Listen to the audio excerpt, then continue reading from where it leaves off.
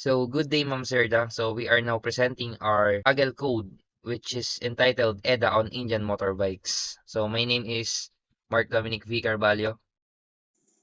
My name is Neri Naomi Flores. My name is Marvin Embiro. My name is Dan Samuel Brioso. We are now presenting and explaining our Python code in Kaggle. So, first, we are presenting the import NumPy as NP, import pandas as PD. So, dito po makikita po natin yung part na import, which is, alam naman natin na ang import is nagpapasok ka sa loob.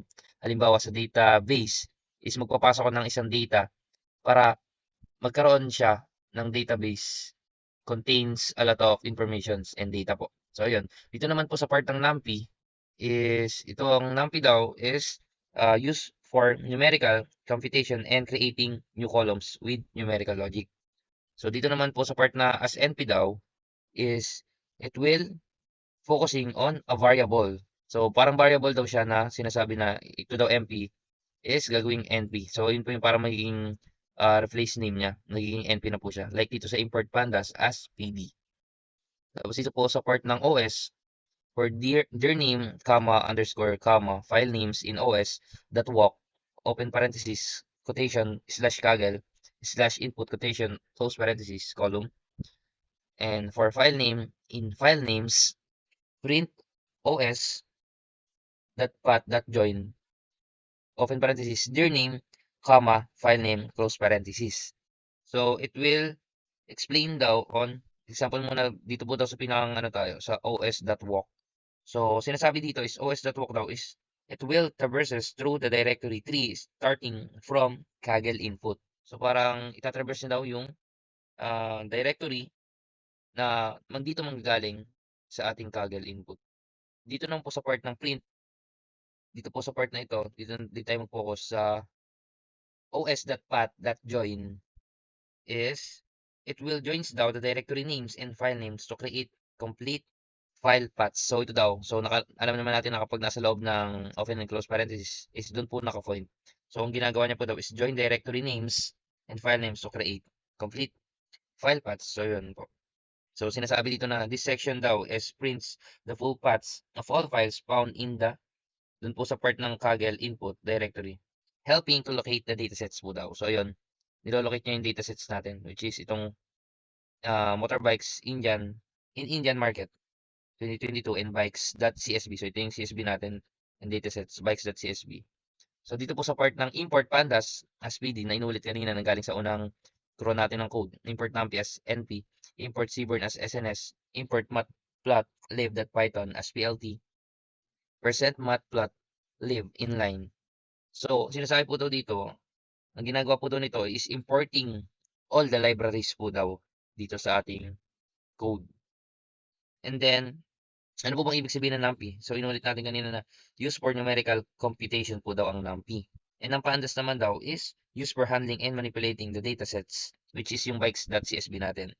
And yung OS natin, ito nga pala yung OS kanina, yung OS is used for interacting with the file system, especially to locate the datasets in the specified directory. And dito sa part po ng seaborn as SNS is it used daw for data visualization daw. And then dito po sa part ng import matplotlib.pyplot as PLT is it is used for plotting graphs daw. So parang dito yung makikita natin yung output mamaya sa ating babang code na ang pinopoint po nito is yung ating mga graphs. Mamaya makikita po natin. And then dito po sa part ng %matplotlib inline, it will ensure that plots are displayed inline, kumbaga pantay, in Jupyter Notebook environments daw po. So next po natin is dito po sa part ng data equals pd.read underscore csv. Tapos ito po yung pinang natin, dataset or name ng ating dataset. Index underscore call equals 0 and data.head. So ang ibig sabihin daw nito is it reads daw the CSV files into data frame daw. Dito po sa part ng read. Okay, dito naman po sa part ng index underscore call equals 0 is it sets the first column of CSV file as the index of the data frame po daw. And then sa data head naman po, it will display the first rows of the datasets for a quick overview. So ayan po, parang magiging lalabas yung output dito ng 5 rows. Ayan po. Data.info naman po is it prints summary information about the datasets, including column names, data types, non-null counts. So, ayan po. So, pinapakita nila yung summary ng information natin. Column, non-null count, and D-type. Next natin is data cleaning. Data cleaning naman tayo and nakikita po natin yung data. So, naka-indicate yung data natin dito and that duplicated, which is, i-clean natin yung data. Ang gagawin natin is, tatanggalin daw natin yung mga duplicated na name dito sa ating mga model name. Tatanggalin po niya yung mga name na magkakapareha na para maipasok po yung isang unit lang ng model ng ating mga motorcycle brand. And next is data drop underscore duplicates. Open parenthesis, keep equals first, comma, in place equals true. So, ibig sabihin daw nito is it removes duplicate rows, keeping only the first occurrence. So, matitira lang daw dito yung first occurrence daw dito sa part, pero tatanggalin niya yung part na may mga duplicated pa rin. So, data.info is maglalabas niya ulit yung summarization ng info ng ating dataset. Ito, yung pinaka-column lang nilalabas niya. Next is data brand equals data model apply lambda model column model that is split. So, sa part po nito is it will create a new column brand by splitting the model name column and is extracting the first word. So, yun. Extract na daw yung first word sa brand. So, i-present niya or i-output niya yung mga brand name, which is yung mga model name natin. And dito naman sa part ng data brand equals data brand that replace Royal, column Royal Enfield.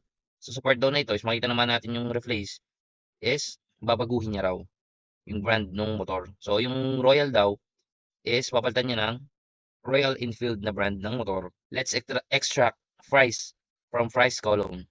So, itong data bracket price equals data.price that apply lambda value float join red that find all and r quotation slash d plus quotation comma value close parenthesis. It uses regex to extract numeric digits from the price column and convert them into float. So, alam naman po natin ang float is a type of data types po, like sa mga string, float, integers. So, yun po. So, ang float po kasi is about focusing on the numeric points. So, di ba sabi po natin is a price or presyo is meron po talagang point ito. Halimbawa po nito, example po nito is yung 100,000, 534.00. Yun po. Hindi po siya integer kasi ang integer po is fixed lang like 36, mga ganon. So, float po ang gagawin natin dyan. Data.lock data cc not null cc data.lock data.cc not null cc apply lambda cc float cc split and 0. So, for all daw na non-null values in the cc column, extract the numeric value assumed to be the first part of the string and it converts it to float. So, i-convert niya daw itong float. Pero, i-indicate niya pa rin yung part ng null o not null ng mga information or not null na CC. No, walang, kumbaga, hindi niya ipapakita yung mga walang CC or engine size dun sa column. Next is data electric equals np.where that data CC that is null. So, sa part po ng electric, so hindi lang po kasi puro motorcycle with engine yung nandito sa ating list ng motorcycle. So, meron ding mga electric bikes sila. And dito sinabi is null daw. CC is null. Is wala po kasing CC yung electric bike. So, sa data.lock, data mileage not null. Mileage, data.lock, data mileage not null. Mileage, apply lambda, ml float. So, dito rin sa part na to is ilalabas niya yung mga part na not null or yung walang mileage, which is yung the gas consumption. So, dito rin sa part na to is makikita natin dito yung float. So, ibibigay niya yung output na naka-float din yung pinakang output nung ano. Like kunyari, 48.0 na kilometers per liter, which is siya yung mileage or gas consumption ng motor. Dito rin sa weight, with date equals data that weight that apply lambda w column float w split is ganun din. So it converts the weight column to float by extracting the first numeric value daw. So same lang siya, puro float and converting it into float nga. And dito tayo sa data that drop columns links axis in place true. So dun sa part na yan is it will removes daw the link columns as it not relevant to the further analysis. Dito naman sa data equals data, brand, model name, electric cc, price, mileage, weight, data that head is i-display niya daw or rearrange the columns for better readability. So, dito po sa part na 'to is inaayos niya or pini-print niya yung magandang, output ng ating list ng motorcycle. For row number 17, data that is null, that sum, it means that it identifies where the missing values are in the data frame. It counts the number of missing values in each column, which shows in sa column po ng CC and may nag-appear na number na 56, then sa mileage is 30. Yan po yung missing values sa mga columns na yan. Row number 18, data that lock, data CC that is null, that head. It will show the results in the first few rows ng data frame where the CC column contains missing values. It is useful for quickly inspecting which rows have missing data in the specific column. Yung mga nag-appear na numbers, 42, 79, 88, 92, and 96, ayan po yung may mga missing values sa CC. Which kung mapapansin nyo po is NaN yung nakalagay sa row ng CC. Data.cc, that is null, that sum, it indicates that it will give you the count of missing values in the CC column of the data frame. If may mga missing values, may mag-a-appear na number na nag-indicate kung ilan yung mga missing values. If wala naman, may mag-a-appear na 0, sign that there is no missing values. Since ang nag-appear dyan is 0, well, ibig sabihin is walang missing values. Data.lock, data.mileage, that is null. It is a code filters the data frame data to display rows where the mileage column has missing values. Since maraming nag-appear na rows dito, and kung mapapansin po is yung mileage niya is lahat naka-NaN, which is nag-indicate na lahat sila is missing value nila yung mileage. Next is data.group by electric mileage.mean. It groups the data by whether the bikes are electric or not. It calculates the mean mileage for electric and non-electric bikes. Dito po is pinagbubukod lang yung mga bikes na electric and non-electric and yung mean mileage para doon sa mga bikes na yun. Next is datax equals data.lock, data electric equals 0, CC mileage, weight, and price. It creates a filtered version of your original data frame na nagpo-focus on non-electric bikes. It makes it easier to perform further analysis on the specific columns. The second data in row 22 is datax CC equals datax CC as type float. And the third is datax mileage equals datax mileage that as type float. Ina-ensure nito na lahat ng values sa CC column is treated as floating point numbers. It is important for numerical operations and analysis as it standardizes the data format. Then datax.core, sa code po na to, yung .core, it is a method that computes the pairwise correlation of columns in the data frame datax. And datax, which contains the filtered data for non-electric bikes with column CC, mileage, weight, and price. And as we can see po, yung mileage and CC is correlated with each other, same as CC and weight. In row 24, mean dic equals bracket and lower limit equals 0. It initializes an empty dictionary, mean_dic, to store the ranges and their corresponding mean mileage values. And lower limit sets to 0 to start from the lowest value. For value in range 151 int data.cc.max 200, it will loop through ranges of CC starting from 151 up to the maximum value of CC in the data frame with a step up 200. Then yung get_mean_CC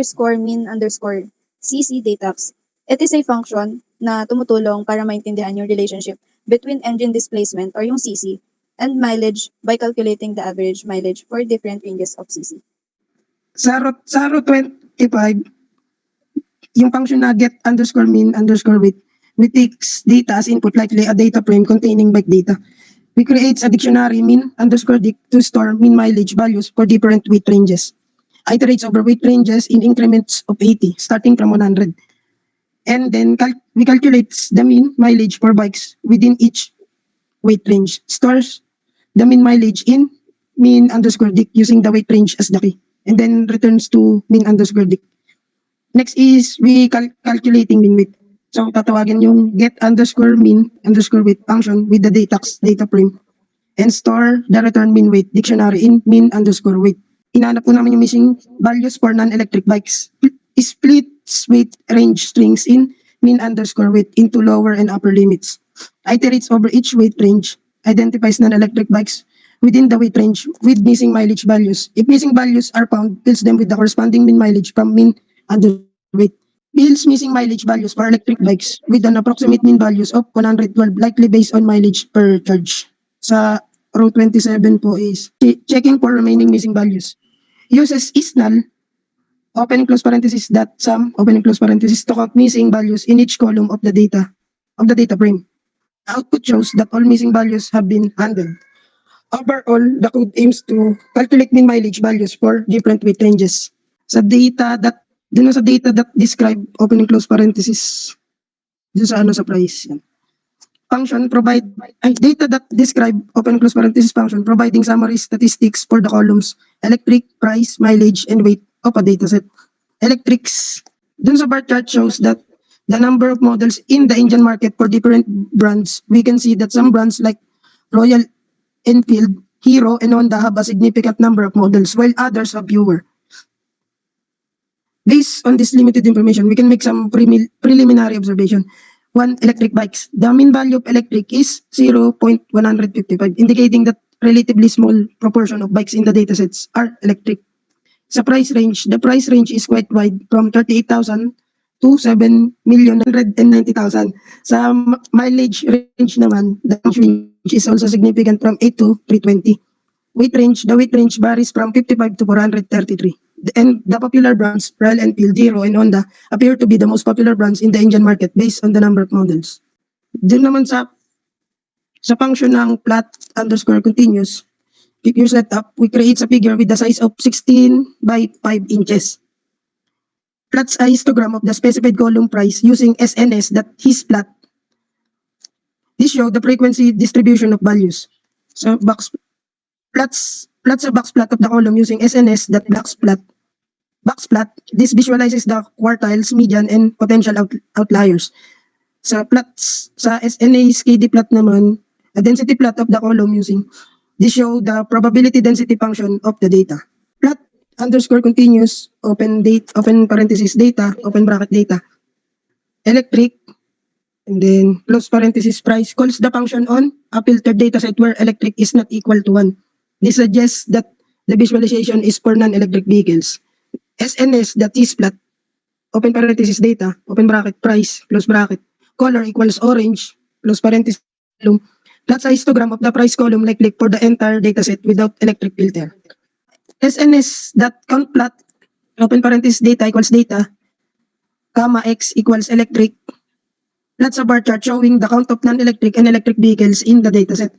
PLT.xticks, open parenthesis, open bracket 0, 1, close bracket, comma, open bracket non-electric, comma, electric, close bracket, close parenthesis, sets the x-axis labels to non-electric and electric for better readability. SNS.isPlot, open parenthesis data equals data, open bracket data, electric, x equals CC, color equals orange, plots a histogram of the CC, likely engine capacity for non-electric vehicles. This shows the distribution of engine capacities among non-electric vehicles. Next is SNS.boxplot, data equals data, electric, x equals CC, close parenthesis, plots a box plot of the CC for non-electric vehicles. This visualizes the quartiles, median, and potential outliers, the engine capacity distribution. SNS.kdeplot, close parenthesis, data equals data, electric to equals to 0, x equals to CC. Ito, makikita natin dito is yung x-axis is meaning CC. Yan, yung sa baba. And then yung sa y-axis is density. Makikita natin dyan kung gaano kataas yung sa curve niya. And then next is yung SNS.kdeplot, close parenthesis data equals to data electric equals to 0, x is mileage. And then yan naman, mileage. Na sa ilalim is yung x-axis is about yung sa mileage, and then yung sa y-axis is yung SNS.boxplot, close parenthesis data equals to data electric equals to 0, x is equals to mileage, and then yan. Makikita natin dyan yung sa boxplot na yan na kung gaano ka yung sa mileage. Then 38, what are the top 10 bikes in the Indian market? Top 10 equals to data brand that value underscore count that head. Then may yung na yan, ilalabas niya yung top 10 na most brand sa Indian market. Ayan, Kawasaki, BMW, Ducati, Honda, Hero, ayan, Bajaj, TVS, Triumph, Yamaha, Harley Davidson, and then yan. PLT, that figure, that close parenthesis, fig size equals to 11 and 6. SNS, that count plot, close parenthesis, X equals to data that lock data brand that ISIN, close parenthesis, top 10 that index brand. Then next is yung PLT that YLIM is 35 and 35. PLT that X label is brand with most bike models. PLT that Y label is number of bikes. Then PLT that title is top 10 brand. Ayan. Then PLT that show. Ayan. Makikita po natin dyan is yung top 10 brands. Ayan. Naka-ano po siya, naka-graph. Ayan. Which brand produce bikes with the best mileage? Non-electric. Top mileage equals to data electric equals to 0, that group by close parenthesis brand mileage, that mean that and largest 5. Ayan, isi-show niya yung top 5 na yung pinoproduce niya non-electric. Ayan, top 5. And then yung next is PLT that figure that fig size equals to 10 and 6. SNS that bar plot Y equals top mileage that index X equals to top mileage that values, and orient equals to H. PLT that Y label is brand with great mileage bike. Then PLT that X label is average mileage with of all bikes. Then type PLT that title top 5 brands with great mileage. And then yung pag nilabas po siya yan, top 5 brand with great mileage. Makikita po natin dyan yung mga electric bikes. Then average niya. Yung sa x-axis is yung average mileage of all bikes, and then yung y-axis is brand with great mileage bikes. What are the top 10 luxury bikes brand? And note the highest pricing bikes in each brand. Then yung code po niya is data electric equals to 0, that group by brand price that AGG, close parenthesis, means, and max and largest, close parenthesis, 10 mean. Lalagay niya po dyan yung top 10 luxury bikes. And then yung mula largest to pinakapababa. Yan. Then next 43. Data electric equals to that group by brand price that AGG means max that and largest top 10. Ito naman, yung kanina po is non-electric. Then ito po ngayon yung mga electric na brand price naman po. Data that head. Then makikita po natin dyan is yung 5 na motor na makikita po dyan yung sa brand, model name, electric, CC, price, mileage, and weight. Nakaano po dyan. Nakalagay po siya dyan. Yan po.